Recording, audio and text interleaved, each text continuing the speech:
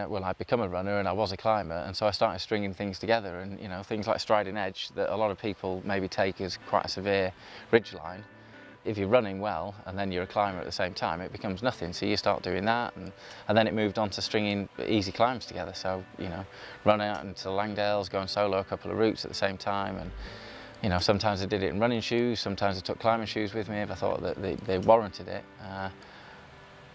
And yeah, I guess that's sort of where it all spans from. And then I found out about skyrunning through Ian Corliss. A lot of people maybe know Ian Corliss for his photography, but maybe don't know Ian for skyrunning. But Ian is the guy, I guess, who's brought skyrunning into the Lake District, or not the Lake District, but the UK. And I was just talking away to Ian on one of the events, and he started showing me photography of stuff that he did in Europe, and he talked about this stuff called skyrunning. And I thought, skyrunning, yeah, I've heard maybe of skyrunning. Don't really know what it is.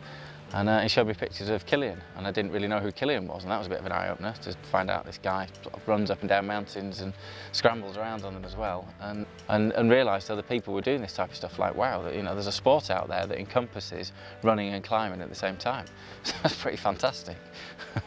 So I was all ears, and I was hoping that I was just going to be able to get involved in skyrunning somehow. And so floated the idea with Ian and said, do you need a sky race planning in the Lake District? And he already had somebody in mind, so that was already happening. So I was sort of on the edge of it, happening or not. And then the other person dropped out, so that sort of left me in the firing line, I guess, to be able to start doing this type of stuff. I tried to make something as technical as I possibly could in the Lake District, based from the village of Ambleside, which is pretty much the outdoor mecca. I mean, people up in Keswick are going to start shouting now because they'll say that's the outdoor mecca, but there's two outdoor meccas, I guess, in the lakes.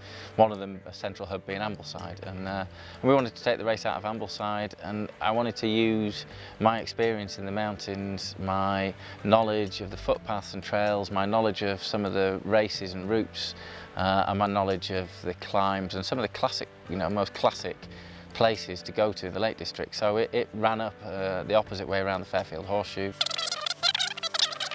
Then all of a sudden it dives off to the right and drops down Swirl Edge, which then takes in this nice rocky, hard ground, and quite technical if you're not a climber, I guess, or a mountaineer. We can't miss out Striding Edge because that's one of the most classic edges in the country. Being a fell runner, I think fell running lines were really important for me, dead important, because I knew that other people, being marked courses, and all the sky races are marked courses, fell runners will typically try and cut corners because that's the way fell running works, you try and take the best line. So I went straight across the valley and straight up the other side to take in Pinnacle Ridge, which is grade 3 scramble and the most sought after English grade 3 scramble, I'd say. It's probably the most classic scramble that we've got in the Lake District, definitely.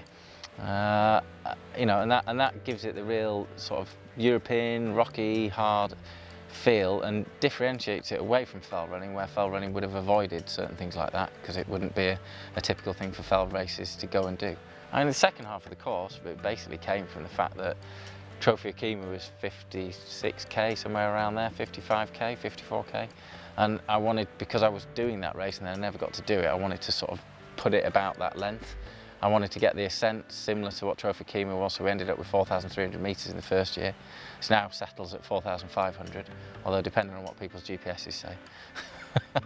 Yeah, it's been received really well. We've had a very small field to start with, and it was a small hardcore field of local fell runners in essence, and they really loved it. And then second year we had some European runners come over in the first year. And then second year we had quite a bit more European runners, and we almost doubled the numbers. And then this year we had an extra, third year running, we've had an extra 20% people come. So it's growing, but we'd love to see a lot more people here, obviously. But it's technical and it's a vetted course, so that sort of makes it a little bit difficult for people to get into.